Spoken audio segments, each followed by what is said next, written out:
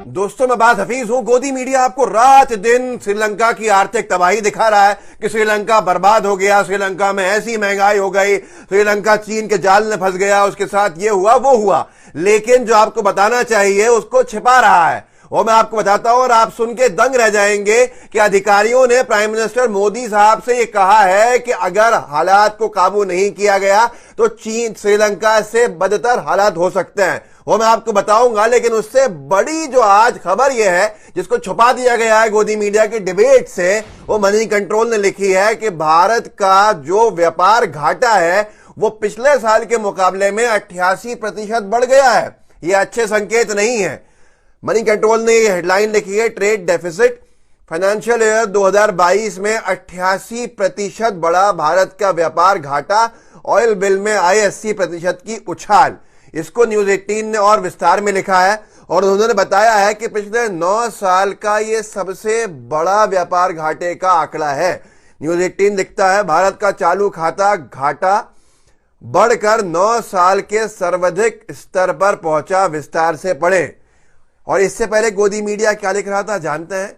जहां आज ये बताया जा रहा है कि भारत के जो व्यापार घाटा है बढ़कर 9 साल के सर्वाधिक स्तर पर पहुंच गया है। यह बताया जा रहा है कि पिछले साल के मुकाबले इस साल में तकरीबन 88% की उछाल आई है। वो कैसे आई है कि पिछले साल जो हमारा व्यापार घाटा था वो 102 अरब डॉलर था और इस साल हमारा व्यापार घाटा बढ़कर 192 अरब डॉलर हो गया है। ये इतना बड़ी नाकामी है कि जिसकी कोई आप कल्पना नहीं कर सकते हैं। लेकिन ना कोई डिबेट हो रहा है ना कुछ हो रहा है। बल्कि अभी 3 महीने पहले तक गोदी मीडिया ये लिख रहा था, 2 महीने पहले तक भारतवर्ष ने लिखा था, भारत से चीन को निर्यात में तेज बढ़त, 4 साल में व्यापार घाटा 30% कम हुआ। जो व्यापार घाटा 30% कम बताया जा रहा था वो रिजर्व बैंक ऑफ इंडिया की रिपोर्ट ने बताया जाता है कि 9 साल का सबसे ज्यादा है। और उसने बढ़त जो आई है व्यापार घाटे के अंदर 88% की आई है। आप सोचिए कि आपको क्या दिखाया जा रहा है कि आजान को पर बैन लगा दिया जाए, ये मांग उठ रही है। हिंदू मुसलमान विवाद किस तरह से बढ़ रहे हैं ये बताया जा रहा है। मुस्लिम देश के लिए कैसा खतरा बन रहा है ये बताया जा रहा है। ऐसी बेतुकी और ओछी चीजें, लेकिन जो आपको बताने की चीजें हैं वो आपसे छिपाई जा रही हैं। क्यों छिपाई जा रही हैं ये आप अच्छे से जानते हैं। मैं आपको आगे और इसके बारे में जानकारी दूंगा और ये बताऊंगा कि कैबिनेट में अधिकारियों ने मोदी जी से क्या कहा है कि क्या अगर नहीं रोका गया और अगर इस तरह से हालात बने रहे तो श्रीलंका के रास्ते पे हम चल पड़े हैं। लेकिन उसके ऊपर कोई चर्चा करने के लिए इच्छुक नहीं है। गोदी मीडिया ने अपनी आंखें बंद कर ली हैं। उनको जो बताया जा रहा है वो उस पर चर्चा कर रहा है। यहां तक कि ये व्यापार घाटा इंपोर्ट की बात की जाती है और इंपोर्ट के अंदर अगर बात की जाए तो हिंदुस्तान ने लिखा था कुछ वक्त पहले, 1 महीना पहले, भारत चीन के ट्रेड ने तोड़े सारे रिकॉर्ड, तनाव के बीच बड़ा व्यापार घाटा। एक तरफ चीन हमारे ऊपर हमले कर रहा है, चीन हमारी जगहों को कब्जे कर रहा है, हमारी जगह छोड़ नहीं रहा है, हमारे जवानों को शहीद कर दिया, उसके बाद कोई बदला नहीं लिया गया। और आप सवाल भी नहीं पूछ सकते, अगर सवाल पूछेंगे देशद्रोही हो जाएंगे। लेकिन उसी चीन की वजह से हिंदुस्तान ने लिखा है कि तनाव के बीच व्यापार घाटा बढ़ा, भारत चीन के ट्रेड ने तोड़े सारे रिकॉर्ड। एक तरफ कहा जा रहा था कि चीन से जो लेन देन है वो बंद कर दिया गया है, ऐप्स को बैन कर दिया गया है, उनसे व्यापार नहीं होगा। यहां तक कि मैंने तो ये सुना है कि मेक इन इंडिया तक के जो स्टिकर्स मोनो हैं वो चाइना से लोग छपवा के लगवा रहे हैं, ऐसी जानकारी है। मनी कंट्रोल ने लिखा, एक तरफ लद्दाख बॉर्डर पर तनाव, दूसरी तरफ भारत चीन के बीच 2021 में 125 अरब डॉलर का व्यापार, टूटा सारे रिकॉर्ड। और वहीं पर अब रिकॉर्ड उसके टूट गए जो व्यापार घाटा हमारा बढ़ गया। इसको कहते हैं ट्रेड डेफिसिट। ये कोई अच्छे संकेत नहीं होते हैं। बेरोजगारी बढ़ेगी आगे, लोगों का कहना है, कारोबार ठप होंगे, लोगों का कहना है। बहुत से लोग कह रहे हैं कि महंगाई बढ़ने वाली है, इससे भी ज्यादा जितनी बढ़ चुकी है। लेकिन चर्चा करेंगे। आप ये सोचिए कि पाकिस्तान जो हमारा शत्रु देश है, महंगाई के मुद्दे पर वहां की सरकार गिर चुकी है। उन्होंने नए इलेक्शंस की अपनी बात रख दी है कि अब फ्रेश इलेक्शंस होंगे, नई सरकार को चुना जाएगा। और उनकी सरकार अपना ट्रस्ट वोट तक नहीं सामने झेल पाई। और ऐसे ही श्रीलंका में जो आर्थिक तबाही आई है वो भी आप देख रहे हैं कि जनता सड़कों के ऊपर है।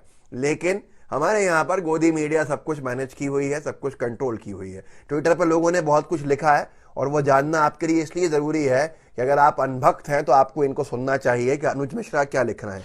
अनुज मिश्रा ने लिखा है, भारत का व्यापार घाटा 87.5% बढ़ा, 87.5% बढ़ा। छोड़ो ई बताओ का लगता है इमरानवा बच जाएगा का। क्योंकि गोदी मीडिया की प्राथमिकता इस वक्त क्या हो गई है, इमरान खान पाकिस्तान की असेंबली, नेशनल असेंबली के ऊपर चर्चा करना। यहां तक कि हमारे गोदी मीडिया के मशहूर एंकर्स पाकिस्तान के नेताओं को लाइव डिबेट में जोड़ के चर्चा करवा रहे हैं। अरे भाई, भारत के मुद्दे कम पड़ गए थे क्या? हमें चिंता करनी है पाकिस्तान के आंतरिक मुद्दों के ऊपर चर्चा करनी है, चिंता करनी है उनके जो आंतरिक हालात खराब हो रहे हैं, लेकिन हमारे देश में जो आर्थिक बदहाली आ रही है उसके ऊपर कोई चर्चा करने के लिए इच्छुक नहीं है। पाकिस्तान जैसे हमारे दुश्मन देश के नेताओं को बुलाया जा रहा है, चैनल से बैठाया जा रहा है, डिबेट की जा रही है और कोई ऑफ नहीं कर सकता है। इसलिए उन्होंने ये लिखा, अनुज ने जो लिखा है।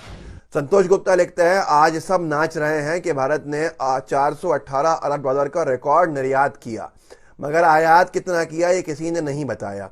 गोदी मीडिया ने ये बताया कि साहब हमने एक्सपोर्ट में रिकॉर्ड बना लिया, 418 अरब डॉलर का रिकॉर्ड बनाया है, लेकिन ये छिपा गए कि हमने जो इंपोर्ट किया जिससे हमारा व्यापार घाटा आया है, डेफिसिट जो आया है, उसके ऊपर कोई जानकारी नहीं है।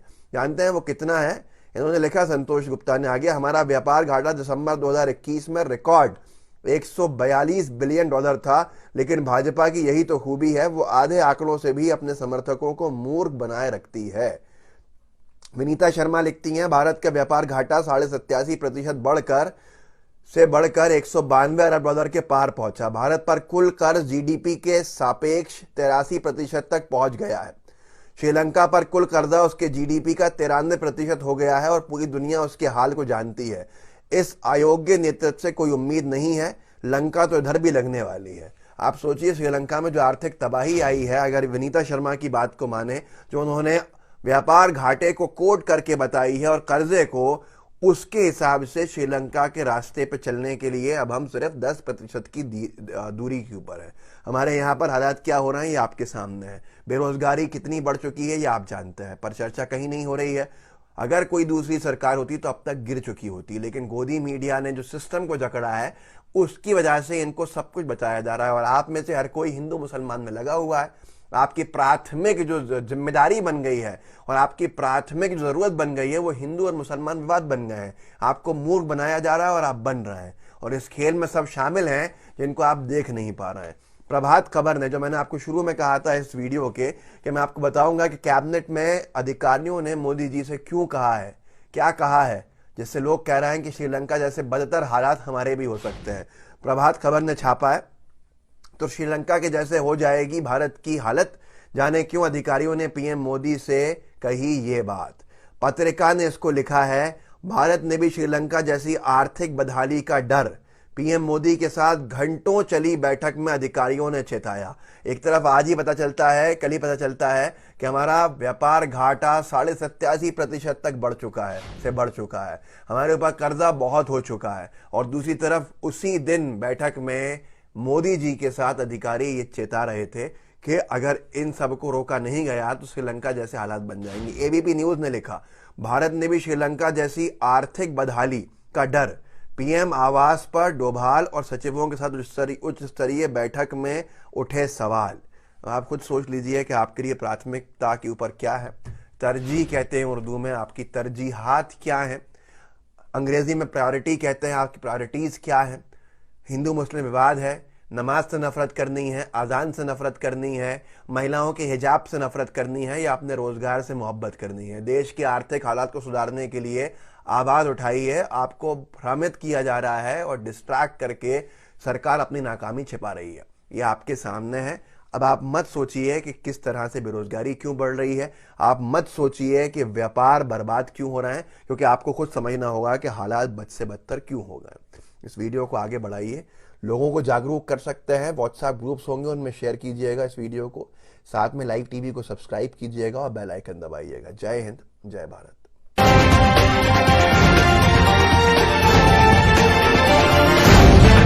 द लाइव टीवी, सच सबसे आगे।